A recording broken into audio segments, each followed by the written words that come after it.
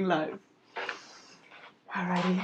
Hello guys, Anmol here from Paris and Baz Real Estate. Coming back to you live once again to talk about, we start again, a bit of a stutter, hey? So we bring on new guest speakers every week to talk about topics that impact property management, sales and finance. Today we have Jack Henderson joining us. Hello. Thank you very much for having me. No worries, it's great. Feels good to be back out in the suburbs where I grew up. There you go, hey? Out in the west, hey? Yeah, northwest. It is, it's beautiful. It is. It's changed a lot. It has. Yep. A lot of new building happening. Absolutely. So the topic of discussion today is joint venture investing and what to look out for, about your exit strategies, about from a lending point of view as well, and making sure you're selecting the right partners for doing using that type of investment strategy. So let's get this started. Right. Talking about a bit of your introduction, I guess. So I guess my 30-second story was I was expelled from 2 schools, last one at 15 years old. Sort of backed myself into a corner and thought I have to do something. Real estate was something that I understood. Bought my first property at 18, third at 21, I think. Yeah. A bit over $3 million now. Yeah. And through that journey, I've learned some stuff, met some people, and now I put that into practice in my new role as a buyer's agent. It's a great story. Yeah, it feels like it's so long ago that I started. It was only like 5 years ago. Yeah. But you've learned a lot. Exactly, and it's been a great journey. Yeah. So the key point is start young. If you can, I mean, if you can start younger than 18, then I'd start younger than 18. But it's pretty hard to get the money off a bank. Yeah, absolutely. So the topic of joint venture investing, let's talk about what exactly that means. Okay. Is it more on an entity level or on an individual level as well? I think. Yeah, so I guess the concept of joint venture investing with myself, where it come from was obviously over the past couple of years, finance has been quite tight to get money out of the banks. Yeah. So I was sort of thinking with a friend of mine, like, how can we get around this? There's obviously finance is tight. There's some great buying opportunities. So how do we keep buying? Yeah. And the way it come about was obviously people had a lot of equity from the growth we've had in Sydney over the past couple of years, but servicing was tight. So we thought, how do we release that equity, but then get with someone who can get the finance, right? So we come up with a concept of matching these two parties together where someone had the cash or the equity and someone had the finance and the servicing, but didn't have the deposit, right? So we were joining these two people together to then make a deal. Now, the upside to that is, the person who has the deposit puts money down and gets a property that they wouldn't be able to get otherwise, if they didn't have the other side. And the other side is they get a property with no money down. Now, there's obviously some fiddly stuff in there with the ins and outs of it, the mechanics of it and how the cogs work. But essentially, that's how it worked. And look, the upside to it is you get another property. The downside is to it, you don't control it 100%. But look, I'd rather have 50% of the pie than no pie. That's right. Exactly. And I guess like the hardest thing is finding the two people that both have the same strategy and mentality to move in that journey forward, right? So it's sort of a minimum of a 10-year plan. Yep. And another downside to it is you don't have the leverage like you would if your own property. So if that property goes up in 5 years' time and you can pull some equity, it's very hard to do that with two parties involved. Yeah. But that's, when there's pros and there's cons to everything, right? That's right. Yeah. So that's what's the other major advantage you would say? Obviously, you can buy another property which you probably couldn't have if you're on your own. Any other advantages? Yeah, I mean, and then like for first home buyers, for example, let's say you both have servicing and you both have a little deposit, right? Let's say you have $500,000. I'd much rather join two $500,000 purchases together to purchase $1 million blue chip property than a $500,000 subpar property. Because in reality, you're going to get, maybe not in the next 1 or 2 years because affordable property is going really well at the moment. But I think over the long term, if you can get two people into a great quality property, into a good suburb, you're going to do a lot better over time than you would if you were in a subpar property because that's all you could afford. Because you're in a blue chip location. Exactly. That's right. Off they go for, because if you go into some of those suburbs where the growth may not be as significant as some of the other locations. So I guess, it does make sense to be able to spend a little bit more in a better location. Exactly. Which has potential for higher returns. And if we look at history tells us that generally, 100%. Closer to the CBDs and the blue chip areas, that's what happens. And we see it all the time in the Hills District. Some suburbs here, the side by side, probably 10 years ago, one was valued 100 grand more, but now, that's right. Huge. Kellyville and Bella Vista Waters. I think that's a key example. I mean, our personal example when we're looking at purchasing a block of land 8 years ago. I think about 10 years ago, a block of land in Bella Vista Waters was 550. Yep. And Kellyville was 450. And our block of land in Bella Vista is around 1.6, 1.7, and in Kelly was around 1.1. Well, there you go. Yeah. So that's And then as time goes on, that gap's only going to get bigger and bigger and bigger. Yeah, you know, as supply lacks and demand is still there, it's only going to grow. Yeah, name sells a lot. absolutely. Exactly. Yeah. Well, that's affluence, right? Affluence, Yeah. I have to True. say hello to a few people that are watching. Dad's watching. Hello, Dad. There's Lennon, Yuvica, Lucky. Hello to everyone that's coming on. And obviously, if there's any questions as well, while we've got you live, feel free to type them in here and we'll have them answered for you. So I was just going to touch on exit strategy. So joint venture investing, you're both tied in the investment to exit. I know it can get sometimes messy. For sure. So that's the thing. So there's obviously contracts that are drawn up that all of these things are thought of. What about if someone dies halfway through? What about if there's a marriage breakup in there? Like there's all these different things that can happen. You have to think about these things, right? Yeah. But let's just say an ideal scenario where you go through this process, you're looking at a minimum 7 years. Property cycles are 7 years. It's never exactly 7. But if we go off an ideal situation, you're looking at 7 years plus. No one dies. No one gets divorced. It happens. Yeah. It flows along. You can sell. Yeah. Take your capital, pay your fees, and go your separate ways. Or look, if you build this relationship over this time. There's no reason why you couldn't keep investing together, or like there's a lot of different exit strategies you can go down. And I think it's well and good to have like an exit strategy in mind when you buy the property, but that nearly always changes because life happens. Let's say you buy a property when you're 18 years old. When you're 25, life's different, right? Yeah. So I think the exit strategy can always change as the journey goes on. And what's the main hurdles that we see with exiting? Yeah. Look, a lot of people want to continue their investing journey. That's the biggest thing, is you're not going to have the leverage you would if you bought the property yourself. But if you can buy the property yourself, you would. So these are the hurdles you have to overcome. You can't buy the property yourself, or you want to buy a better quality property. You have to sacrifice in another area. Right. I guess hurdles, like I said, like along the way, if something divorce or death or something like that, it can wreck the journey because you might have to cut it short. And let's just say, like we've just had recently, there's a bit of a lull in the market. It mightn't be the best time to sell, and if you haven't got the money to buy the other party out, then you can get yourself in a bit of trouble. But that can happen when you own a property yourself as well. You own a property 100%. Your business is going well one year and it's not going so well the next, and you have to sell, and it's not the best time to sell. But I mean, these are all worst case scenarios. We look at the best case scenario when everything goes well, and over the 7 to 10 years, the property grows astronomically. Let's just say the property you could have bought with the money 10 years ago by yourself, you're going to look back and think, fuck, I'm glad I did that. So, absolutely. Yeah. And so would you recommend having a proper written documentation? For sure. 100%. Look, don't just go down to the park and meet someone and say, let's buy a property together. No, but even with friends. And I think it breaks a lot of friendships and family. Yeah, what do they say? Never mix business and family together. Yeah. Exactly. So regardless of who it is, a document. And where do you get these documents? I mean, you can go through, like different buyers agencies have already got these things drawn up. Okay. But if you were to do that by yourself, for example, you could, go to a lawyer, a property specialist, and work through all the ins and outs. Another thing is obviously the financing side of things is a little bit different as well. So you're going to have to find a lender with that appetite, with that sort of deal. But I guess, look, with a good mortgage broker, you can make anything happen, right? You got to know how to turn the knobs. How to cut a deal. With joint venture lending, not all the banks do it the same way. For sure. Some treat it like with the total debt, some portion 50-50. So we just got to see where the deal sits. Exactly right. But all these things are creases you can iron out as you go through that journey. I think that the overall plan of thinking a little bit outside the box and saying, like, even if you're not spending $1 million, let's just say you've got 300,000 to spend, right? With 300 grand, you can't get a lot. You can't get a lot. But let's just say you meet someone else for 300 and you go 600, you can get a lot more.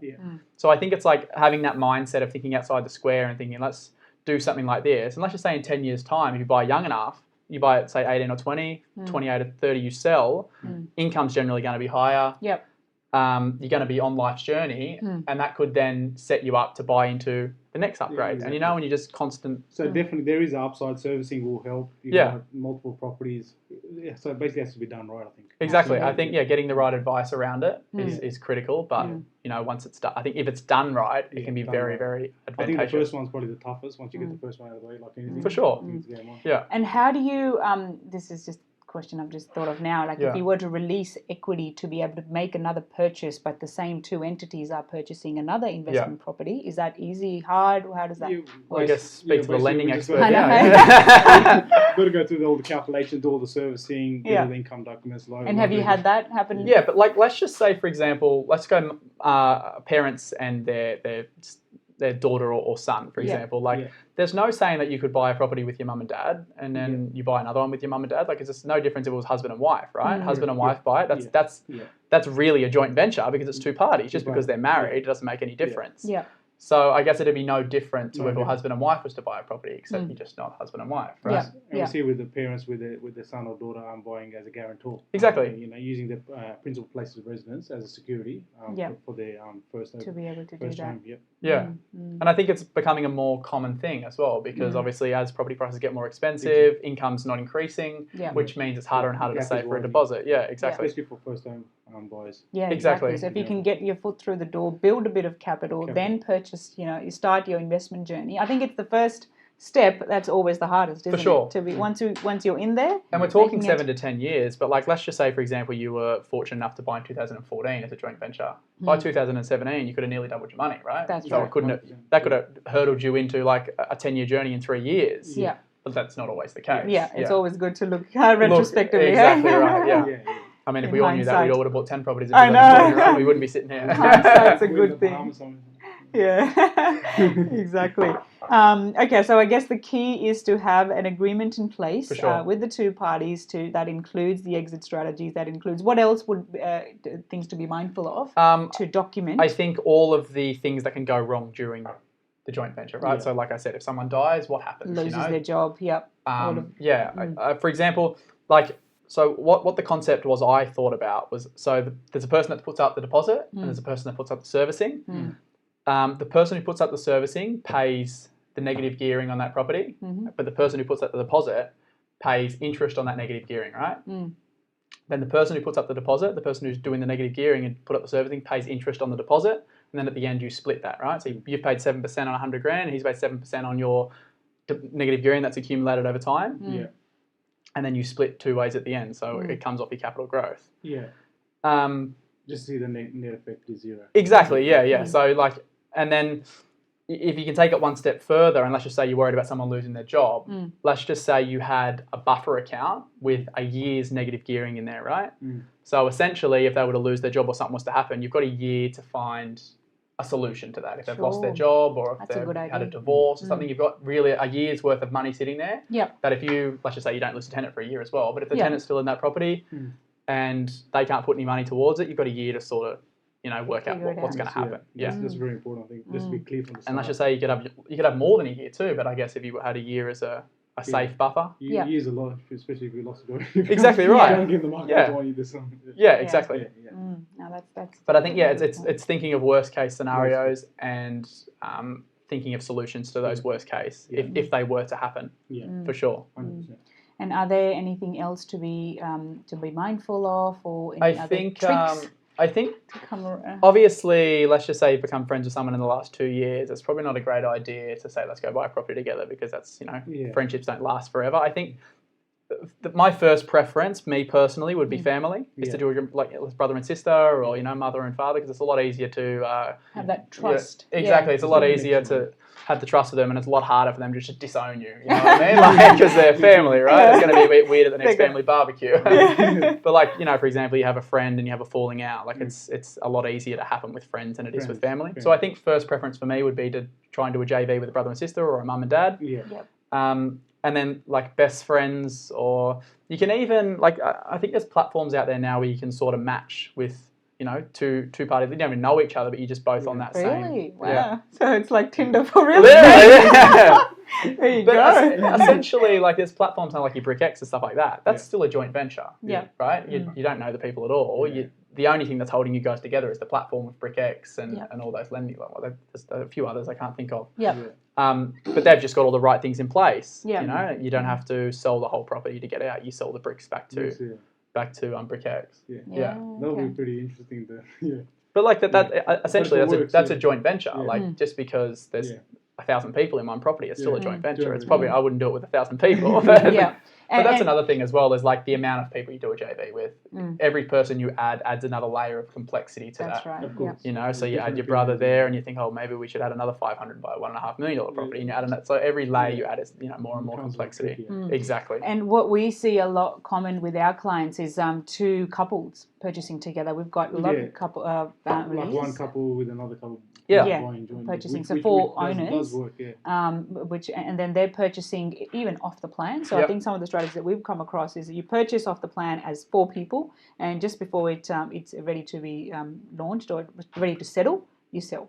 Yeah. So you're not. So that works, but that's very risky, and that true. depends on how risk adverse you are. You know what your risk pattern is. So, like Barangaroo, for example, that worked incredibly well. So those people that bought off the plan at $2 million before it finished, they sold at $3 million. You know, like they've done really, really well. But let's look at some other examples where people have bought off the plan, come to settlement time, and their valuations come in less than what they purchased Some for. will come in 3 or 4, especially in apartment blocks. Exactly right. So it's like yeah. it's getting the asset selection right, and then it's also like if it was your first property, would I recommend it? Probably not, because if you stuff that up, well, yeah, that's it. It's gonna set you back for a long time. Like if your valuation comes in a couple $100,000 less, you've then either got to complete that purchase, find the money, or then lose your deposit.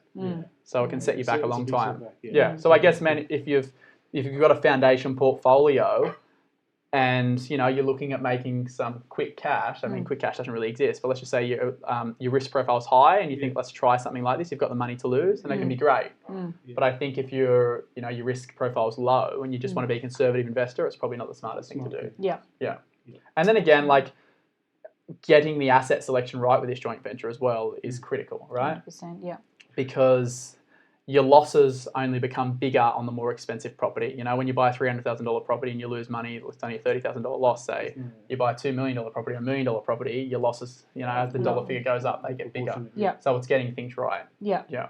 And even just being on the same page of choosing that right property, because if one party is more lenient towards the other, and then if something goes wrong, and like, well, you chose it. And I think that's why, instead of trying to purchase property, like having two heads trying to purchase it, put your trust in a professional and say, look, this is what we want to do. That's correct, What should we do? Instead of there's one bull and two bulls saying this is what we should do and butting heads, they should both say, okay, let's put our trust into a professional and let them make the decision. And let them provide the every day of the week. Exactly right. Yeah.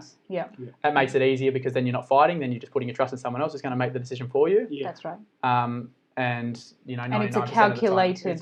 Exactly. 99% of the time they do a lot better than you would have done themselves. Exactly. 100%. Perfect. Well, there you go. Any other final words or anything you guys want to talk about? No, I think we were just talking about the multi-million-dollar properties first. That's why we got late. In the eastern suburbs. Yeah, the $30 million block in Point Piper. Like we do a JV on that. How many partners would you need there? One overlooking the water. You said there was $10 million plus. Yeah, well, I mean, we'll talk about that. So if you're on one side of Point Piper and you're looking at the Harbour Bridge and the Opera House, you're on the other side of the hill, which is about 100 metres away from each other, you probably got like a $10 or $20 million price difference. Yeah, so it's good. You got to know where to buy. The water's got gold in it. Exactly. The grass is greener on the other side. It really is. It's bloody hell a lot.